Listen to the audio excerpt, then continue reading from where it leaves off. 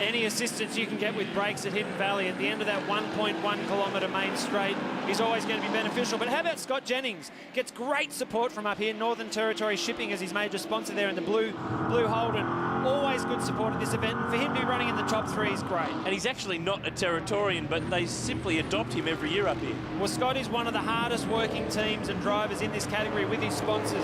He's always on the hunt for the sponsor, always turns up with an impeccably presented car, and again, this weekend is no different. I reckon he's got a problem, though, because Kim Jane started from 15th in this race. He is up to 3rd, and it's only half race distance. Not only that, if you look at Kim Jane's car, both mirrors are still intact, both headlights are still there, there's barely any damage. It means you can actually get positions in this category without tearing your car apart. Well, remember what he said in race 1 of that, after that contact with Pither about the aggressive racing.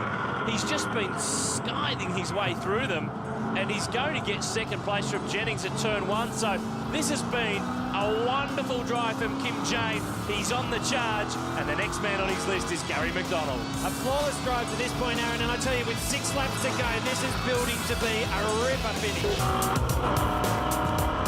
This is the view from Jack Elsgood's Cooper's Clear Falcon looking back at Grant Johnson. These two are fighting for the championship, but they're also fighting for some room in race 2 as they work their way through the order. And on the Yokohama replay while we were away, check this move out. This was good, round the outside.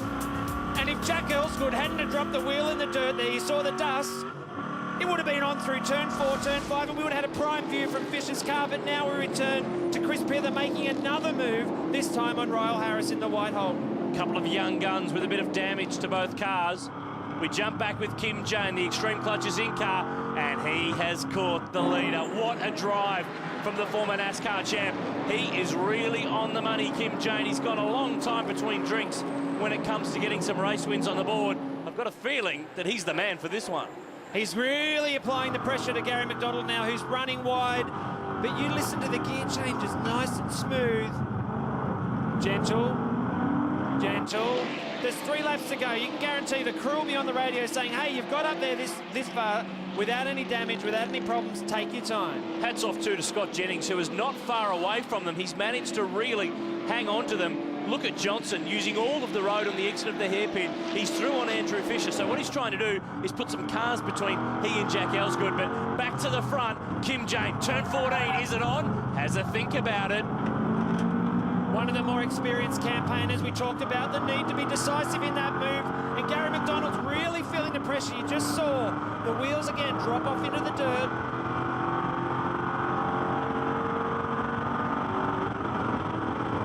Six litres of Holden's finest. And you can see the split in lap times. Each lap as he's got closer, he's going. Oh, thought about it. As he's got closer each lap, he's been faster. The gap is bigger between the lap speed between Gary McDonald in the blue Holden, Kim Jane in the Bob Jane sponsored Holden. So what you're trying to say is he's coming on strong. Absolutely, and McDonald is feeling the pressure.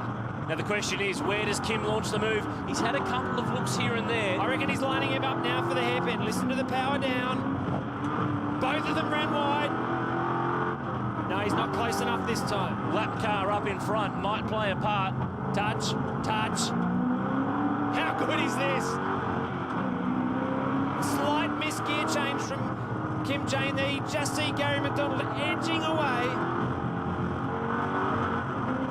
And he's just lost a little bit of time. McDonald is able to buy himself some breathing space through this 3rd and final sector where there's not really any passing opportunities unless you launch the cheeky one here at turn 14, but he's not as close as he was last time around. And look at that, Kim Jane is super strong as they break there. They both pick up the apex perfectly. A little bit more dust and ripple strip on the exit from McDonald.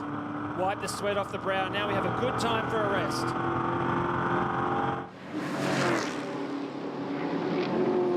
And look at Scott Jennings. He is not going away at all. 3rd spot for the NT Shipping Commodore. Back behind him, Chris Pither and Ryle Harris have been getting stuck into it. And look at Harris's car, it's falling apart. And Pither too is feeling the pressure. Both McDonald and Pither in the ice-cold coffee Commodores are feeling pressure from the guys right behind. And now at this back end of the race, 13 or 14 laps, the tyres are toasted. These Yokohamas are tearing up in this heat, and you see them locking up brakes.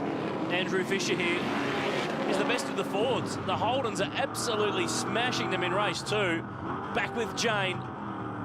And he's just putting that pressure on. Bit of a lock-up from Jennings. That's a great drive. Have to say it again. He is going blow for blow with the best drivers in the category. No doubt about it. But right now, the focus has to be on these two guys. Jim Beam, battle pack indeed. McDonald, I don't know, he must be about 95 years old. He's been around forever. He knows how to handle this pressure.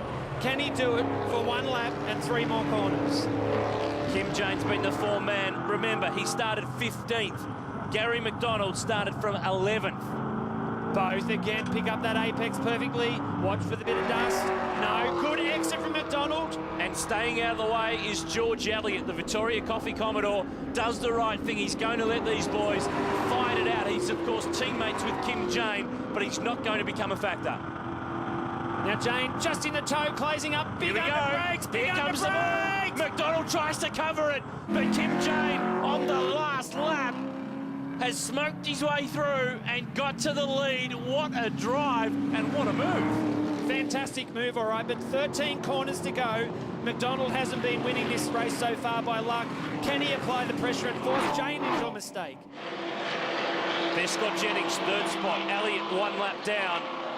Chris Pither up to 4th, started from 16th. That's a great drive. Grant Johnson's carved his way through from 18th. He's got by Roll Harris. There's Charlie Kovacs with the green-eyed monster. Elsgood and Fisher. Here's Paul Williams. Steve Hodges from the front row of the grid. Then it's Ben Dunn, Jeremy Gray, and that looks like Greg Willis just limping around in the Grow Fruit Juice's Falcon. But Kim Jane is on his way home, and he's got a bit of a margin too. Oh, that is just a cracking job. At this level of competition, to come from that far back, to come and time your race so well that you get into the lead, turn 1, last lap, and then to build that gap on that last lap as if to rub his nose in it, isn't it? We reversed the top 18 cars from race 1. Kim Jane started deep in the pack. And gee, you should, Kim Jane. That was an awesome job. Don't worry about the number 2. It's a great drive. It was a great drive, and Kim Jane picks up a win in the top end. A couple of years ago, he was rolling down the road here. This is a bit of a change. Good change for him indeed. Better to be winning than on your roof. Commodores fill the top 7 spots. Jack Elsgood, best of the Fords from Andrew Fisher, with Paul Williams rounding out the top 10. Well, Kim Jane, fantastic result, 15th to 1st. You just sliced your way through that field. Well, you know, it wasn't what we were planning at the start of the race. We were sort of planning to survive first and, you know, hopefully pick up a few spots and try and stay in front of Grant and Jack behind us. But, you know, there was people, that first lap was pretty wild, and even the second lap was pretty wild, and there was cars flying off everywhere. And, you know, I think Steve Hodges was leading. He ran off the track, and, you know, so a lot of it was handed to us. But, you know, the last 4 or 5 cars was hard work. But, you know, that last lap was a dream, really. Well, you've been rewarded with a front row start for the final race. That should be great. We'll try and give it to Grant as much as we can.